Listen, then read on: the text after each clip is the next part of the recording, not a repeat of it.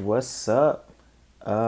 It's me, Eat More Spiders, otherwise known as Marcel, doing a little bit of a different video today. Today I'm going to be flipping through one of my sketchbooks. I just finished my fourth sketchbook for this summer, and a couple people have asked, like, what are some tips for finishing sketchbooks, or how do you draw comfortably in a sketchbook? So I thought a really good way to address some of those questions and maybe help other people out, get other people more confident in sketchbooks, would be to look through a couple of my sketchbooks. So basically what I'm going to do is I'm going to flip through, I think this is my first or second one for this summer. I've also got a couple of the pens that I really like to use over here that maybe I can talk about. I've got a lot of pens. They're all over my desk. Yeah, maybe we can talk about a couple of those later. First page, nothing too interesting. Yeah, so my sketchbooks are usually filled with a lot of pencil drawings, a lot of really quick inks, and a lot of pages where I'm just testing out ideas. So you'll see a lot of pages with like unfinished artwork, nothing being taken too seriously. And I think this book may be kind of an exception to that, where I did do a lot of like finished sketches, or sketches that I spent more time on than I usually do. So on this one, yeah, a lot of pencil work. This was a lot of learning how to be more confident with pencils, straight lines, inks, and drawing parts of the body, especially that I wasn't super comfortable with yet.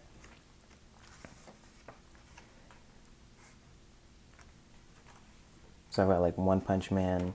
I was also just wrapping up a figure drawing class, so there may also be like a lot of figure drawing in this one, just because I was super interested in it, actually beginning to get better at figure drawing, which was a big step for me, because I kind of sucked at anatomy for a really long time, which maybe a lot of folks can relate to. And then also studying a lot of faces and really just playing with how do you represent a face and make it look less generic in a way. And someone also asked me the question, let me bring it up right now, how do you keep faces looking good when drawing eyes, or how do you go about giving personality to characters and things like that? And for faces, one thing that I would say is I think it's really easy to draw a general face when that's how you learn how to draw it. But what you'll find out is to give something likeness, the likeness of a face is actually in the shape of the overall face, and more or less, yeah, so it's in the shape and not so much in like the little features, which I think folks tend to get really stuck in. So I've got some bleach sketches here, a little bit of Spider-Man, some more Spider-Man. This part of my sketchbook, I had just been watching, I think his name is Jim Lee. He has a couple tutorials on YouTube about superhero anatomy and drawing the anatomy of like different villains and things like that, which is a great series to look into, because I wholeheartedly believe that comic book artists, especially American comic book artists, are some of the best artists at rendering anatomy like consistently. So if you're looking for ways and like tips and tricks to get better at anatomy, I would definitely say look into American comic artists. Jim Lee's a great one, and things like that. So moving forward, I've got, again, I was trying out a lot of faces, a lot of figure drawings, poses, doing some hands, and Spider-Man for some reason. I think I watched the movie again at this time. And yeah. Another big thing to address is that the most important thing for me in a sketchbook is that I don't take it seriously. So anything in my sketchbook, or if I put it in my sketchbook, it's not meant to be completed, and it's not meant to be some beautifully rendered drawing. The sketchbook is just where I come to test out ideas, test out different markers, pens, etc., and really like reinforce different techniques. And I think that's one of like the biggest mindsets you can go into with a sketchbook, is that again, don't treat it like a finished piece of artwork if you're having trouble just creating more, you know? This was a really fun one. Do like fish monsters. At this time, I have an okay amount of Magic the Gathering cards, and I was just picking up random cards and mixing the monsters that were in them to come up with new things, which was actually super fun. We got a couple more drawings here. Weird dog in a bikini, I think. A few more faces. So again, a lot of faces in this one. This drawing was one of my favorites because, well, so in general, like I said before, I don't go into sketchbooks trying to finish something. But every once in a while, I'll dig really deep into a drawing or a sketch, and then something awesome will come out of it, in my opinion. And as you can see, like, it takes a lot to get there. So this was one of my favorites, really playing on kind of that Katsuhiro Otomo style of biomechanical things, and a couple other artists really inspired me here, and I'll try to tag them below if you're looking for great like mechanical artists. So that was really fun. More just general sketches, figure drawing, Earl Sweatshirt, and then getting back again into more figures, more faces. So yeah, I would call this sketchbook the figures and faces sketchbook, because that's pretty much all I did throughout this whole sketchbook.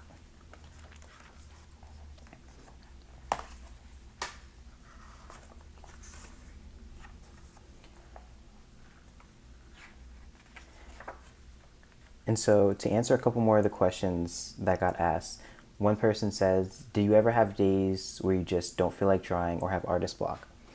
And I think that's a great question, because I think if you follow me on Instagram and you see that I'm sketching and I'm drawing daily and I'm trying to put out a finished piece every 1 to 3 days or something like that, then it can seem like I don't have artist block at all, when in reality, I am constantly at that point where it feels like, there's nothing left, or I don't really feel like drawing. But I think what's really worked for me and what's really helped me develop my style from being something not so developed to something that's a little bit more concrete, especially in this book, was that even when I don't feel like drawing, I kind of force myself to. Even if that's something like revisiting basics of like figure and shape here, or just drawing squares and ellipses, and again, going back to the super, super fundamentals, then I force myself to draw even just a little bit. And what that does is it kind of puts your creativity into your own hands. So there's always going to be times where maybe you don't feel like drawing, and that's super normal. But the power that you have is that you can do it anyway. And when you're doing it anyway, despite how you feel about it, kind of, because everyone has off days, then, I don't know, you kind of build like this toughness. I don't know what else to call it. But so to answer that question in short, I do have a bunch of days where I don't feel like drawing, but I try to commit to drawing anyways. These sketches were pretty cool. Kind of based off of Akira and like the whole Psychic Kid genre.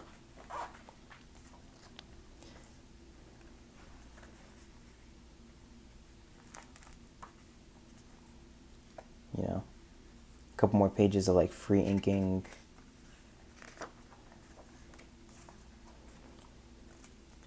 Yeah, this Charizard was one of my favorite, but like this weirdo bear, monkeys. So at this point, I was starting to draw more animals, more different faces, more cartoony images, which felt really great because it was a little bit different from in the beginning of this book where I was like focusing on figure drawing and inking figures and things like that. So coming to here, I've got like Mewtwo, Fat Pikachu, cool Charizard that I really liked. And then at this point, I'd also bought a really good set of watercolor markers. I don't know if they're watercolor markers, but they're markers that were super fun to use. And at this point, I was really just starting to play around with them. So drawing a lot of Pokemon here, mixing a lot of stuff together, random doodles here and there. And then this, I think, was the start of Kaijun. So it was the month where you just draw kaiju every day for a month. I didn't get through the whole month, but I did come up with a pretty solid amount of drawings that I was super comfortable with. Got a couple more monsters here.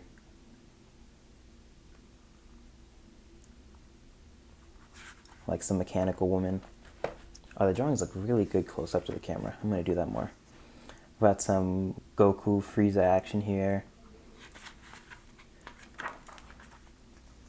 And another thing that someone asked me was, how do you sketch so much, or how do you feel comfortable drawing so much when there's always that fear of like, what if it comes out bad? And I think the sketchbook is a really important place to kind of explore that idea, because the sketchbook is where all your bad drawings should go. You know, if you look at any accomplished artist or anyone that you really look up to, the truth is that they'll probably maybe like one drawing out of every 10 to 20 drawings that they make, you know? So making something you're comfortable with, to me, is a numbers game. If you only draw 5 pieces a week and your ratio is that 1 out of every 10 pieces is something you're really comfortable with, then there's a chance that you might not make something you like that week. But if you make 20 pieces or 20 drawings or 20 sketches, then you might get 2 drawings that you really like. And that's kind of the mindset that I go into it with. So I've got more pencil sketches. This is Will Smith, I think. Cool guy. Shout out to Will Smith. These drawings I did at a conference that I was supposed to be paying attention to a speaker at, but I wasn't super interested in the speaker and I couldn't leave. So I started drawing the people around me doing weird stuff. This guy's watching hentai, because that's like what I thought the guy in front of me might be doing. He was acting real weird, but whatever. So I've got more drawings. This is also testing out those markers that I had bought. Some cool like mechanical dudes, aliens. And then the end of my sketchbook, I was setting up to do a really large painting / drawing of like mechanical Sasuke from the cover of one of the Naruto, I forget what issue it was, but if you see this, you'll probably know what I'm talking about. Yeah, so I was going to do like a big drawing that didn't really work out, but the sketches were still super fun. And that is it. That's the whole sketchbook. So yeah, I would say, I hope that looking into my sketchbook helps or inspires some people, because I know I watch a lot of sketchbook videos and stuff from my favorite artists, and it really helps me get into the mood of like, oh yeah, maybe I can do that too, or I should draw more, or whatever. So whatever this is for you. I've also got a couple of my pens here that I really like, one of which is the Staedtler Triplus Fine Liner, and I'll kind of show you what that does. Really cool. It gets you like a really thin, really consistent straight line. So I really like it. I've also got this double-sided Zig memory system marker. And again, all these markers, I've got a belief that art doesn't have to be expensive to make. So you can really make really awesome stuff with super cheap materials. So this marker gets you like a little bit of a thicker line, one of my favorites, but then you flip it over and you've got something that you can like ink in large bodies with, you know?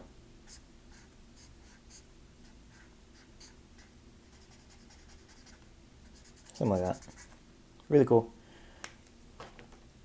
I've also got the Micron here, and I stopped using Microns for a while just because I wanted to explore other pens and see what other pens can do, which was actually super helpful, but the Microns are a super good pen, especially if you're gonna like watercolor or paint over it or something. And then this other pen I have is kind of a recent buy. It's a Pentel brush pen, and it's super fun. You know, you can go from thick line to thin line. The ink control is also really good. Yeah. But yeah, so that's my sketchbook walkthrough. Hope you liked it. I'm going to be filming another one today. So hopefully I'll come out with 3 of these in the next week or so. Thanks.